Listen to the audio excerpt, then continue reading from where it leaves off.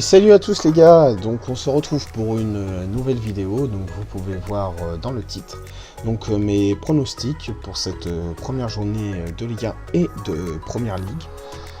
Donc où je vais vous donner mes avis et mes pronostics, donc comme je viens de le dire, pour cette première journée de Ligue 1 et de Première Ligue. Ce sera une série que je vais essayer de mettre en place, essayer de faire ça toutes les semaines ou au moins toutes les 2 semaines. Donc je ferai principalement la Ligue 1, la Première Ligue et la Champions League.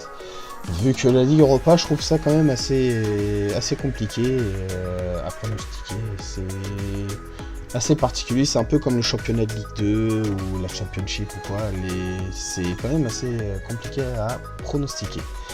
Donc sans perdre de temps, bien sûr, je vais vous donner mon avis tout en restant objectif et essayer de vous détailler pourquoi je vois ça. Sans plus tarder, on va commencer donc avec Monaco-Lyon. Première affiche, donc il va lancer notre Ligue 1. Et déjà, premier choc quand même, même si Monaco l'année dernière c'était quand même un peu plus compliqué pour eux. Donc là ils recevront Lyon, donc une préparation assez compliquée quand même pour les deux équipes, pas mal de changements, notamment à Lyon. Lyon, je les ai regardés encore là contre Bournemouth. Ça reste quand même assez compliqué, moi j'ai quand même de sacrés doutes pour l'instant, du moins tant que l'équipe ne se sera pas trouvée. De toute façon, aucune équipe, on va pas se mentir, aucune équipe que je vais vous donner là, et je pense même en Europe, à part celles qui ont repris très tôt pour les qualifications en Champions League et en Ligue Europa. Aucune équipe théoriquement n'est prête, et là vu que les mercatos ne sont pas encore finis, ça peut encore bouger, Lyon peut encore perdre des joueurs avant ce match, surtout avec le championnat anglais qui n'est pas encore clôturé. On sait que Moussa Dembélé plaît beaucoup à des clubs anglais, donc si Lyon reçoit 40 millions sur la table, 40-50 millions sur la table, bien sûr que Moussa Dembélé partira. Et ça peut avoir son incidence aussi sur ce match, tout simplement sur ce pari, comme est-ce que Falcao va partir ou pas. Donc de ce que j'ai vu, de par les changements d'effectifs, ce que ça donne, les états de forme de chaque équipe, moi je verrais Monaco-Lyon, en restant objectif bien sûr, je verrais un match nul. Je ne vois pas une des deux équipes plus forte que l'autre pour le moment, je ne vois pas une des deux équipes plus fraîche. Donc moi je verrais vraiment match nul, Monaco-Lyon à 3,25 de cote. Donc j'ai oublié de préciser, moi j'ai fait mes paris donc, sur Paris en Sport. Donc les cotes ne seront pas pareilles sur Winamax, sur Unibet, etc. Ensuite, donc Monaco-Lyon, 3,25 de cote, match nul, je pense que c'est plutôt bien. Après à voir si jamais des joueurs changent ou pas, bien sûr ça pourra changer. Mais moi c'est ce que je vois en l'état actuel des choses. Ensuite, Marseille-Reims. Marseille, je pense que Marseille est plus près, du moins est plus proche de la vérité que Monaco et Lyon en cette préparation et pour ce début de championnat. Je pense que Marseille est... Même si Benedetto ne devrait pas jouer, si Thauvin est absent, si Gustavo normalement reviendra de blessure et sera prêt pour le match. Lopez, c'est pas encore sûr, mais Lopez pourrait également revenir. Je veux dire, quand tu auras un milieu de terrain, tu vas aligner Gustavo, Strootman, Sanson. Si jamais il y en a aucun qui part, je peux te dire que, à part au PSG, t'as aucun meilleur milieu de terrain que ça en France, quoi. C'est sur le papier, du moins, c'est vraiment du très très haut niveau. Je vois pas Marseille trembler à domicile, je pense que Marseille est pas très loin de la vérité. Maintenant à voir si jamais il remettra Germain ou Payet en faux numéro 9, ce qu'avec ça donnera en pointe avec Benedetto. Mais je pense que Marseille est pas très loin de la vérité. Maintenant à voir pareil, c'est toujours le championnat anglais qui décidera si Strootman doit partir, si Sanson doit partir. Bien sûr tu reçois 20-25 millions pour Strootman, tu le laisses partir. Tu reçois 40-50 millions pour Sanson, c'est pareil, tu le laisses partir. Donc voilà pour ce deuxième match, je vais m'hydrater un peu la bouche quand même. Donc pour ce deuxième match, je vois une belle surprise et quand vous aurez entendu mon point de vue, je pense que vous ne verrez pas que si jamais ça se produit, ce ne sera pas réellement une surprise. Donc c'est Nice-Amiens. Nice, je sens que ça va être très compliqué pour eux cette saison. On le sait très bien, l'effectif, Saint-Maximin qui n'est pas remplacé, Balotelli depuis l'année dernière il n'a pas été remplacé. On sait que c'est une équipe déjà qui ne marquait pas beaucoup de buts. Tu perds Balotelli, même si l'année dernière ils n'ont pas marqué avec eux, c'était quand même leur meilleur buteur sur les 2 saisons précédentes. Tu perds Saint-Maximin, c'était lui qui te dynamisait ton attaque. Je serais pas surpris de voir Atal partir en Angleterre juste avant ce match. Là, ils viennent de prendre 8-1. Ça va être très... Je pense que ça va être très compliqué pour eux.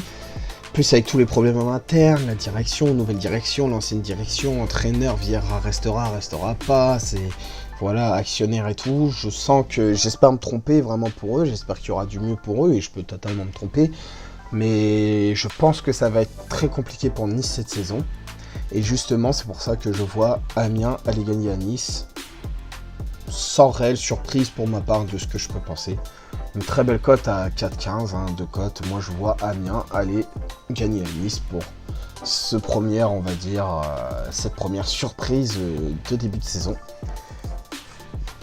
Et enfin, le deuxième match, là, pareil, certains pourraient voir une surprise, d'autres pas. Donc, on va parler d'un premier. Brest-Toulouse. Donc, sans surprise pour moi, j'ai mis Brest gagnant à 2,35 de cote. Toulouse, on le sait, c'est compliqué. Ça fait des années que Toulouse, c'est très compliqué dans le jeu, défensivement, offensivement. Enfin, c'est pas une équipe qui respire la sérénité, qui respire ne serait-ce que le football par moments. Toulouse, ça reste quand même compliqué. Ça dépasse pas la première partie de tableau depuis X années. Après, il y en a toujours qui vont dire mais regarde. Mais Toulouse, je pense qu'il faut de réels changements dans ce club. De partout tout simplement, parce que sinon je serais pas surpris de voir Toulouse une nouvelle fois, malheureusement pour eux, jouer le maintien et même voir jusqu'à la dernière ou avant-dernière journée. Mais je vois Brest, de par ce qu'ils ont pu nous montrer l'année dernière en Ligue 2, c'est pas un effectif qui a énormément entre guillemets changé, c'est une équipe qui s'appuiera sur ses bases, et je pense que Brest se maintiendra dans la logique, entre guillemets, facilement. Parce que je vois des équipes cette année en Ligue 1 beaucoup plus faibles que Brest.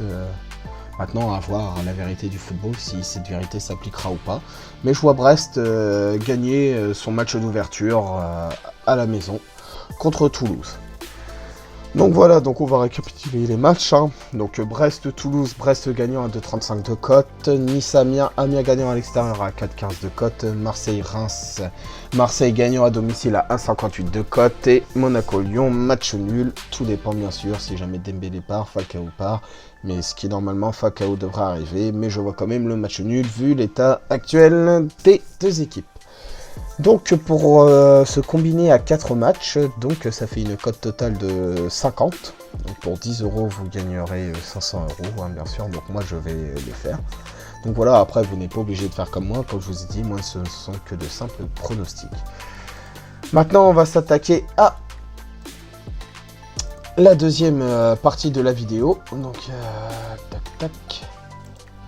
Donc, ce sera donc en première ligue, cette fois-ci avec le match d'ouverture, bien évidemment.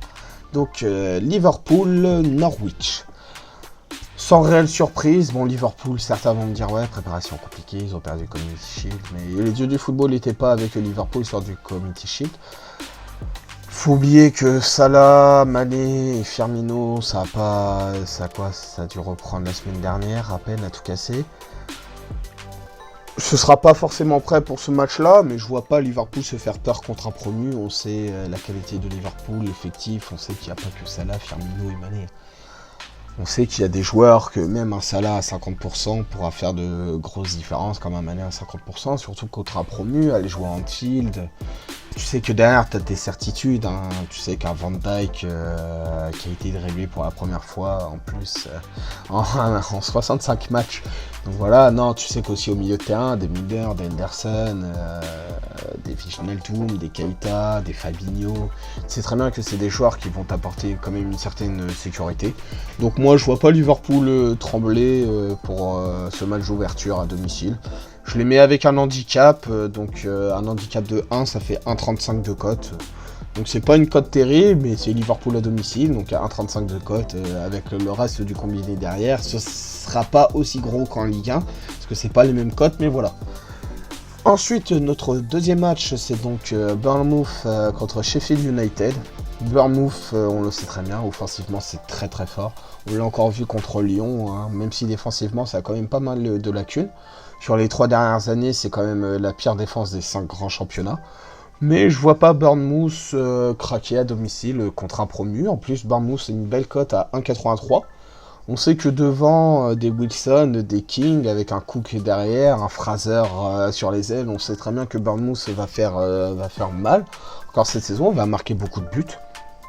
Et je les vois pas trembler à domicile contre un promu. Une belle cote à 1,83, je pense que c'est très intéressant. Quand j'ai vu la cote, j'étais assez surpris. Peut-être qu'elle va baisser, peut-être qu'elle va monter. Mais 1,83, moi, je mise vraiment sur Bournemouth. Là-dessus, il n'y a pas de souci. Et enfin, notre dernier match donc, de cette vidéo. Et là, ça va être très dur à pronostiquer aussi, un peu comme Monaco-Lyon, j'ai envie de vous dire. Mais j'avais envie de donner mes avis aussi sur ces équipes. Donc, ce sera Manchester United contre Chelsea. Donc je vous le dis d'avance, donc j'ai mis le match nul. Pourquoi j'ai mis le match nul? Parce que United, ça reste quand même compliqué. Les deux équipes n'ont pas fait des bonnes préparations. Après, Chelsea est interdit de recruter. Ça a perdu Eden Hazard, qui était de très loin le meilleur élément offensif de cette équipe, parce que le meilleur joueur reste quand même pour moi Kanté. Kanté et Hazard étaient les deux meilleurs joueurs de cette équipe. Kanté, est-ce que Kanté sera à 100%? Je sais qu'il est blessé. Est-ce qu'il sera là? Est-ce qu'il sera pas là? Est-ce qu'il est encore blessé? Ça se trouve, il est revenu. Est-ce qu'il est encore mal? Est-ce qu'il sera à 100%? Là-dessus, j'ai des doutes. Pareil, du côté de United, Pogba partira pas. Si jamais Pogba doit partir, ce sera avant la fin de la fermeture du mercato anglais, parce qu'eux, on le sait, ça ferme plus tôt que nous. Eux, c'est le 8 que ça se termine. Donc, moi, je vois... Si Pogba part, ça changera encore une fois, évidemment, beaucoup de choses. Mais si jamais il part pas, je ne le vois pas performant, du moins sur ce premier match. Et même peut-être jusqu'à Noël, parce que Pogba, ça fait déjà 2 ans qu'il... Enfin là, ça fait la 2e année qu'il dit qu'il veut partir de United. Ça met 80 millions sur Maguire, défenseur de Leicester, j'ai envie de te dire. C'est les tarifs anglais pour United, c'est une bagatelle. Mais je veux dire, pour le même prix, tu aurais pu recruter 3 excellents joueurs, quoi. Bon, voilà, c'est le championnat anglais, on sait très bien, c'est des prix démesurés. C'est pour ça que tant que le mercato anglais, on le voit, beaucoup d'entraîneurs qui en parlent. Moi qui suis supporter marseillais, Villas-Boas, même encore, il le répète à chaque conférence de presse qu'on parle de mercato. On peut pas, les clubs ne peuvent pas agir comme ça tant que le mercato anglais n'est pas terminé. Donc voilà, ça changera beaucoup de choses, mais moi quand je vois l'état actuel des deux effectifs et l'état de forme, je vois aucune équipe supérieure à l'autre. Après, sur un match, on sait que la vérité d'un match ne fait pas la vérité de l'autre. Ça, on le sait, hein, dans le football, il n'y a aucune logique, bien sûr. Mais je pense qu'un match nul est beaucoup plus envisageable qu'une victoire d'une des deux équipes. Donc voilà, donc ça ferait un match nul à 3,15 de cote entre Manchester United et Chelsea.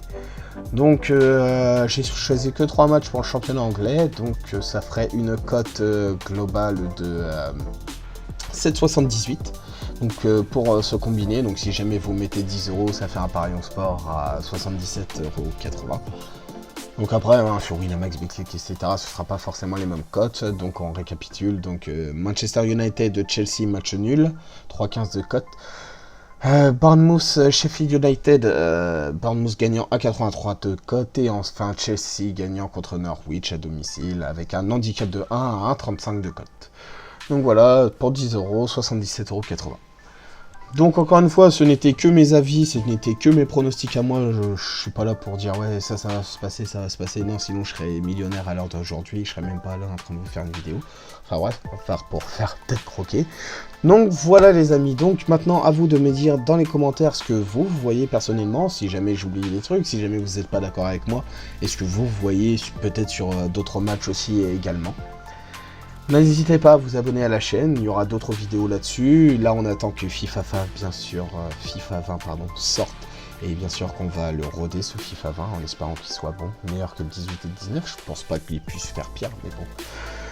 De mettre un pouce bleu, donc un pouce bleu, commentaire, abonnez-vous, partagez la chaîne, faites découvrir à vos amis. Et sur ce, je vous dis à la prochaine les gars, et j'espère que vous allez gagner un max. Allez, peace.